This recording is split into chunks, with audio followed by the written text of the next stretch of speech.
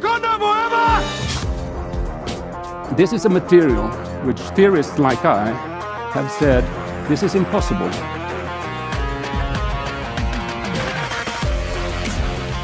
Your suit, vibranium? Vibranium, the strongest metal on Earth. It's the strongest material ever measured. It's stronger than diamond. It's not just the metal. They sew it into their clothes. It powers their city, their tech, their weapons. Oke guys, tentunya kalian tahu logam terkuat di bumi versi Marvel ini, vibranium. Vibranium membuat kostum Black Panther anti peluru, juga membuat perisai Captain America sangat-sangat kuat. Bukan hanya itu, dalam cerita Black Panther, vibranium menjadi sumber tenaga bagi seluruh teknologi yang ada di Wakanda, sehingga Wakanda menjadi negeri tercanggih di dunia Marvel. There's vibranium on those trains? There's vibranium all around us. Apakah vibranium ada di dunia nyata? Tidak, vibranium hanya ada di dunia Marvel. Tapi di dunia nyata, dalam 15 tahun terakhir, ada satu bahan yang terus diteliti dan dikembangkan para ilmuwan, yang sifatnya mirip vibranium. Bahan tertipis di dunia, tapi 200 kali lebih kuat dari baja. Sampai diilustrasikan, butuh seekor gajah berdiri di atas pensil di atas lembaran ini untuk merobeknya. Dan bahan ini bisa menghantarkan listrik lebih kuat dari tembaga. Karena itu bahan ini diprediksi akan menggantikan semua teknologi di masa depan. Dari mulai baterai, baju anti peluru, sampai bodi pesawat. Bahkan NASA berani membuat satu proyek yang cukup gila dari bahan ini, yaitu mengangkut manusia ke angkasa menggunakan lift. Apakah bahan yang dimaksud?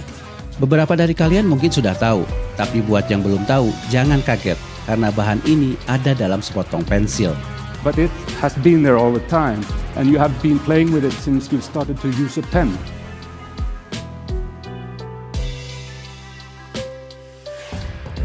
Oke guys, apa yang akan kita bahas hari ini masih bagian dari nanoteknologi, tapi dalam cabang nanomaterial. Desain material dalam skala nanometer yang membuat sebuah bahan bisa memiliki kemampuan luar biasa.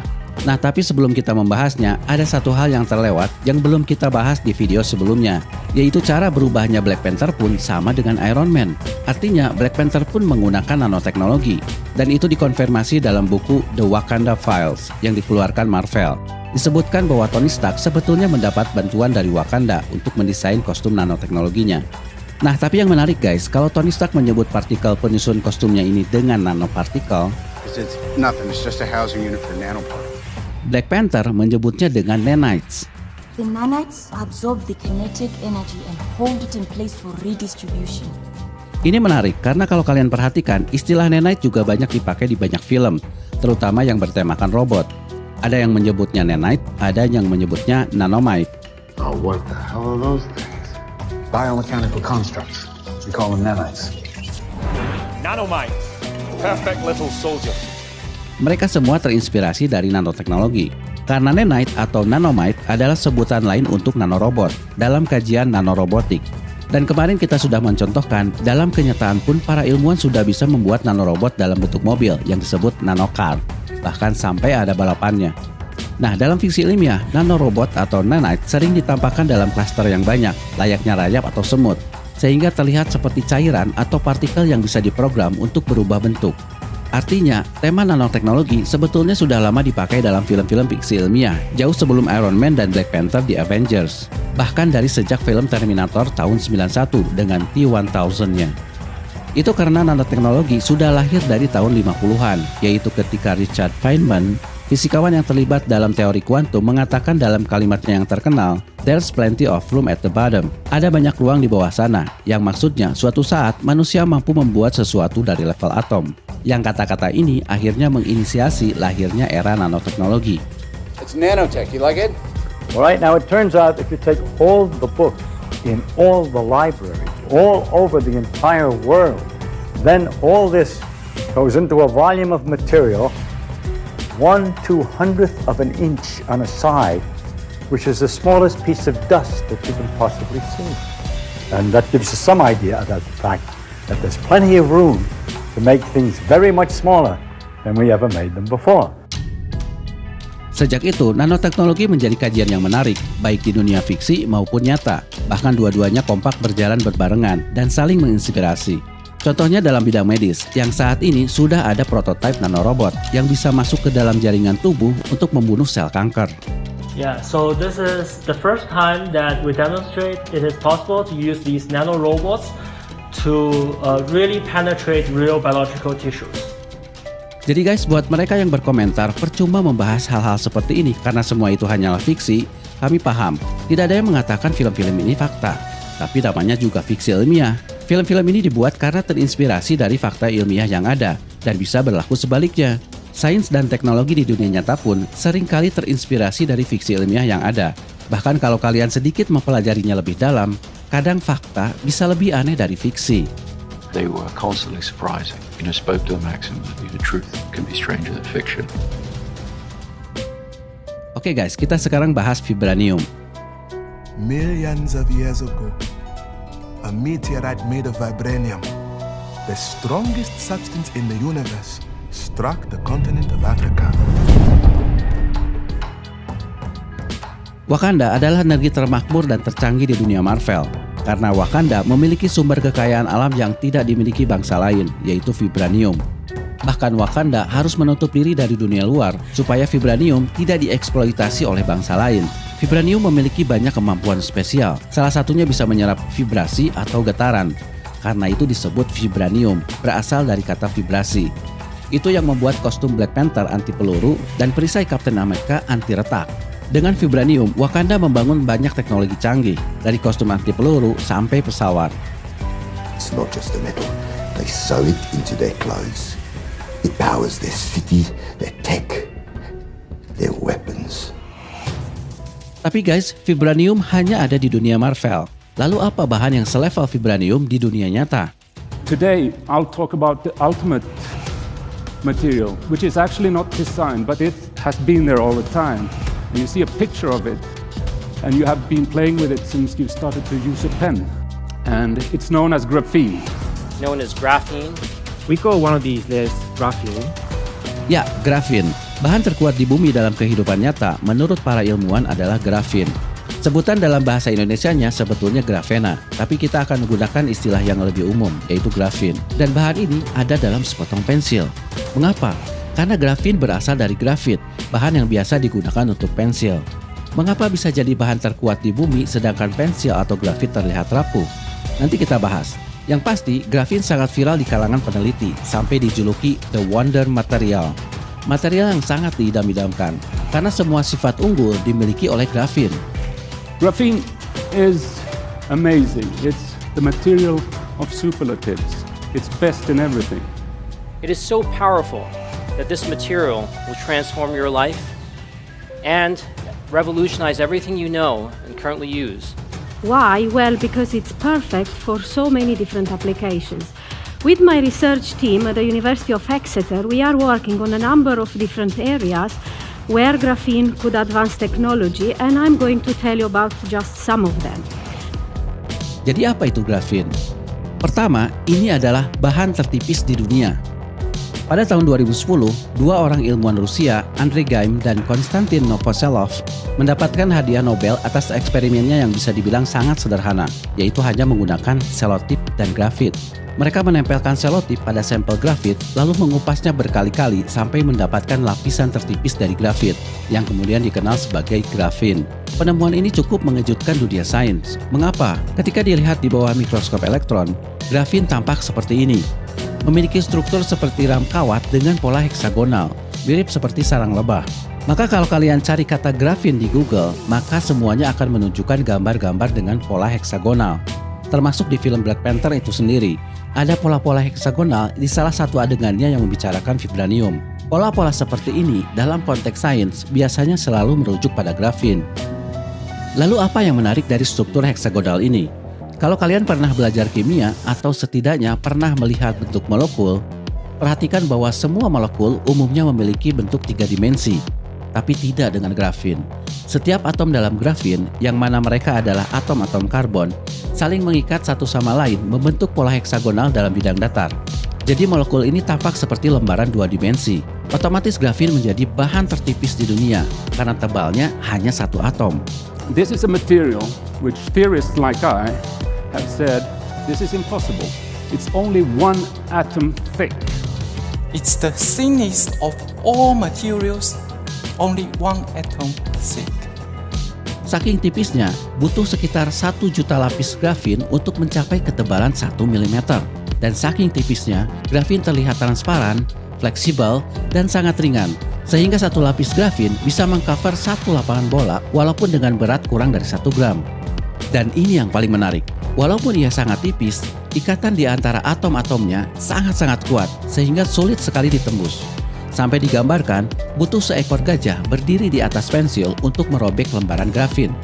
It's the strongest material ever measured. The implant carbon bond is stronger than the tetrahedral carbon bond in a diamond. At the same time, it is flexible and stretchable. Pertanyaannya, mengapa pensil terlihat rapuh kalau begitu? Ingat, yang kita bicarakan adalah satu lapis grafin yang berasal dari grafit. Sedangkan grafit pada dasarnya adalah lapisan-lapisan grafin yang saling bertumpuk. Kalian bisa membayangkannya seperti tumpukan kertas yang mudah sekali berserakan. Tapi kalau kalian bisa mendapatkan satu lapis grafin, satu lapis itu sendiri benar-benar kuat. Bahkan 200 kali lebih kuat dari baja. Benarkah sekuat itu? Oke, sebelum kita membahas lebih jauh, pahami bahwa grafin ini adalah nanomaterial. Nanomaterial adalah bagian dari nanoteknologi yang mempelajari sebuah bahan dari struktur atomnya dalam skala nanometer. Karena itu, kalian akan selalu melihat grafin dalam ilustrasi strukturnya yang heksagonal, karena terlalu kecil untuk dilihat oleh mata, kecuali kalau sudah diaplikasikan dalam sebuah produk, seperti baju anti peluru atau layar transparan yang nanti kita akan bahas. Oke, dari mana kita tahu grafin 200 kali lebih kuat dari baja? Untuk mengukur kekuatan sebuah bahan, para ilmuwan mengujinya dengan tensile strength test, yaitu dengan menarik bahan tersebut menggunakan alat ukur khusus sampai dia terputus, lalu diberi satuan Pascal. Hasil penelitian menyimpulkan bahwa kekuatan grafin adalah 130 gigapascal. Sekarang kita bandingkan dengan baja. Kita ambil baja yang terkuat, yaitu galvanized steel, tipe baja yang digunakan untuk menahan jembatan Golden Gate di San Francisco. Kekuatan baja ini berdasarkan pengukuran adalah 600 megapascal. Coba kalian bagi 130 gigapascal dengan 600 megapascal. Yap, 200 kali lebih kuat dari baja. Supaya kalian bisa membayangkan kekuatannya, seseorang mencoba menghitung seandainya grafin menggantikan kabel penghubung jembatan Golden Gate. Hasilnya mengejutkan. Jembatan itu cukup ditahan dengan grafin yang luas penampangnya hanya setengah senti. 12.000 kali lebih kecil dari luas penampang baja yang sekarang digunakan. Inilah yang membuat grafin menjadi kandidat utama untuk bahan Space Elevator, lift yang digagas NASA untuk mengangkut manusia ke angkasa. Memang proyek ini terdengar halu dan kontroversial, tapi begini penjelasan sederhananya. Kalian tahu Space Station? NBC, this is Mission Control Houston. Please call station for voice check. Hey, hello from the International Space Station. I've got you loud and clear. Video para astronot yang bisa kalian lihat di channel NASA ini berasal dari International Space Station atau ISS.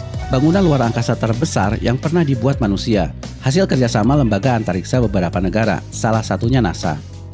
ISS digunakan para astronot untuk transit ketika mereka harus ke angkasa untuk tujuan penelitian atau memperbaiki satelit. Mereka bisa tinggal di sana sampai berbulan-bulan.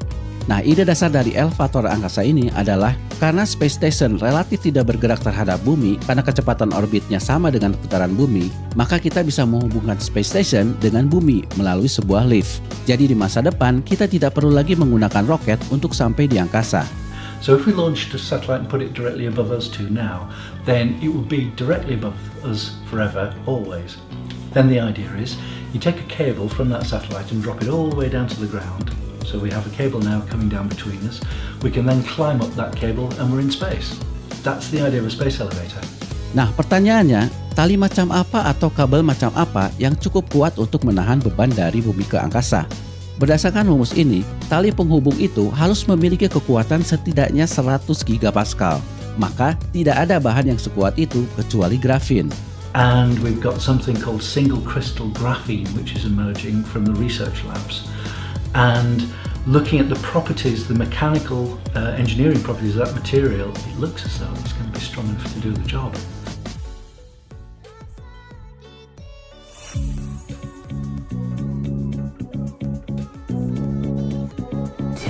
Vibranium car, you idiots! The bullets won't penetrate! Hey, look at your suit!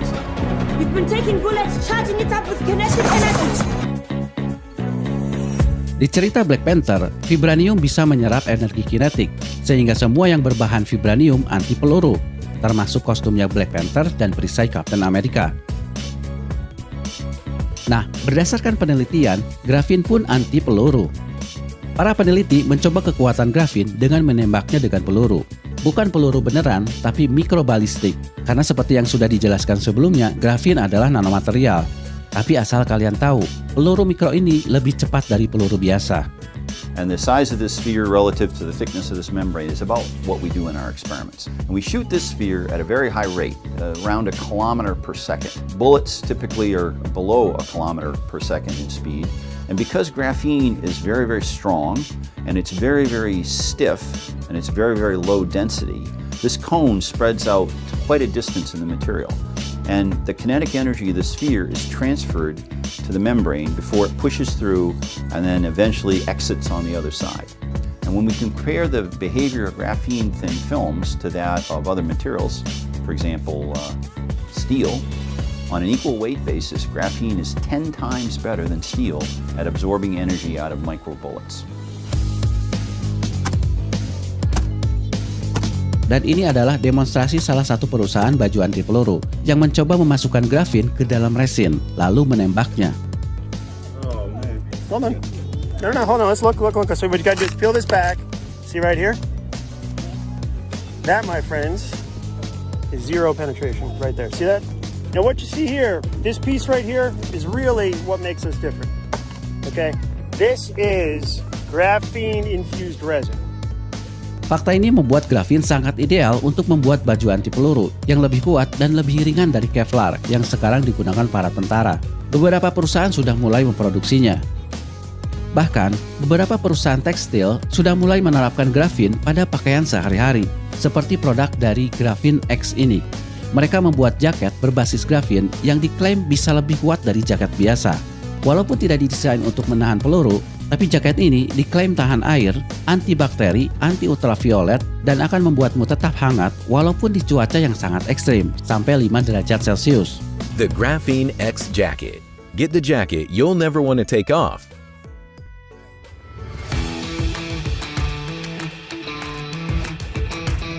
I've never seen it this efficient. We are able to fully charge our vehicle. Wait a minute. I'm wearing the first couture Twitter dress by Cute Circuit. Nah guys, kemampuan grafin bukan hanya itu. Grafin bukan hanya jadi yang tertipis dan terkuat di dunia, tapi juga bisa menghantarkan listrik lebih kuat dari tembaga. And because of its particular atomic structure, which has these carbon atoms that are bound together in a hexagonal structure, it is actually extremely good at conducting electricity. There is a layer of graphene on a transparent substrate.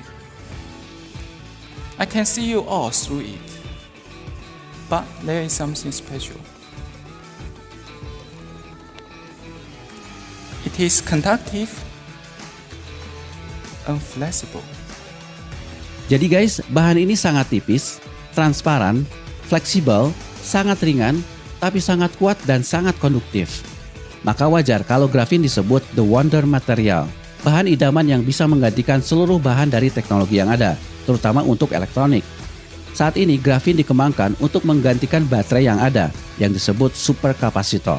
Dengan superkapasitor, mungkin nanti kalian tidak akan pernah ganti baterai sampai puluhan tahun, karena jenis baterai ini hampir tidak akan mengalami drop, dan waktu casnya super cepat. Kalian bisa mengecas handphone hanya dalam hitungan menit, bahkan detik. What I'm holding in hand is one prototype we have made, the graphene supercapacitors in our lab. But in future, with graphene supercapacitors, we are able to fully charge our vehicles when we are buying a cup of coffee. Dan karena grafin sangat tipis, grafin pun dikembangkan untuk membuat layar fleksibel yang tipis dan transparan. Atau mungkin di masa depan kita akan melihat koran yang hidup seperti di film Harry Potter. Seperti yang dikembangkan oleh Cambridge University.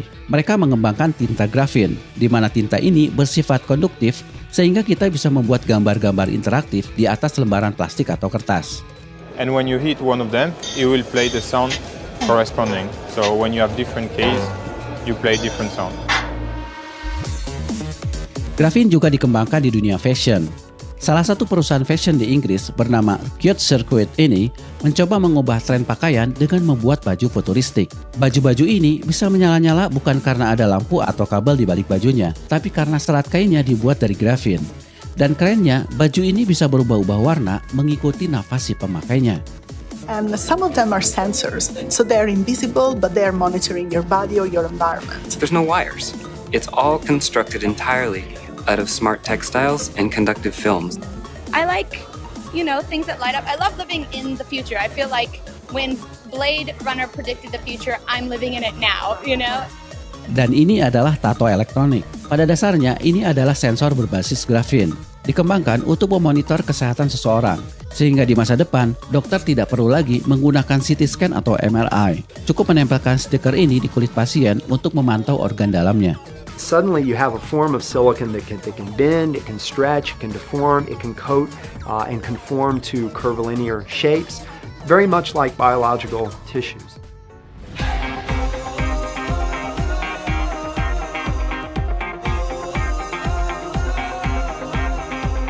Dan masih banyak sekali aplikasi grafin yang saat ini dikembangkan. Kita belum membahas grafin pada komputer, grafin pada konstruksi bangunan, bahkan ada grafin pada makanan. Maka tidak berlebihan rasanya kalau dibilang grafin adalah vibranium di dunia nyata. Vibranium. Vibranium, yeah. Strongest metal on Earth. It's not just the metal. They sew it into their clothes. It powers their city, their tech, their weapons. Weapons? Nah tapi guys, sayangnya untuk memproduksi grafin sangat sulit. Butuh biaya yang sangat besar untuk memproduksi grafin secara massal. Di tahun 2010, setelah Andrew Geim dan Konstantin Novoselov mendapatkan Nobel, harga grafin bahkan mencapai $1.000. Hanya cukup untuk menutupi ujung jarum pentul. Walaupun setelah itu harganya terus turun setelah ditemukan teknik-teknik baru untuk memproduksinya. Masih butuh sekitar 10 atau 20 tahun lagi untuk teknologi-teknologi berbasis grafin ini bisa dinikmati secara luas oleh masyarakat. Oke guys, terlepas dari apa komentar kalian tentang bahan yang katanya terkuat di bumi ini, ada hal penting yang harus kalian sadari. Yang penting sebenarnya bukan grafin atau vibraniumnya, tapi tentang nanoteknologinya. Nanoteknologi adalah teknologi yang bisa mengubah sesuatu menjadi lebih bernilai dari sebelumnya. Grafin hanya salah satu contohnya.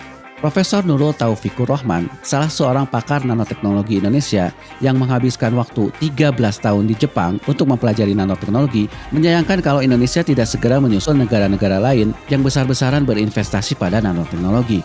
Karena faktanya, sumber kekayaan alam di Indonesia sendiri banyak dijual murah ke luar negeri, sedangkan di sana dijual kembali dengan harga yang fantastis karena telah diolah secara nanoteknologi. Coba, ini daun gambir. Pak Wajna buat suruh itu ya, daun gambir. Ini harganya 1 kilonya 20.000. Sedih saya. Dijual ke orang India, kemudian setelah diambil, diekstrak, nano katekinnya. Di Eropa dijual 80 euro per gram atau 100 juta per kilo. Untung berapa mereka? Lihat negara-negara maju ini untung berapa coba? Jadi guys, sebenarnya Wakanda bukan ada di Afrika, tapi Wakanda ada di Indonesia. Tinggal pertanyaannya, bisakah kita melindungi aset kekayaan kita seperti halnya Wakanda melindungi vibranium? Pertanyaan selanjutnya, maukah kita berinvestasi pada teknologinya? Share video ini supaya Indonesia makin cerdas. Beli mobil deh dengan 10 kilo gambir, kita beli mobil. Begitu dong. Ya kan kalau kita menguasai nanoteknologi. Wakanda forever!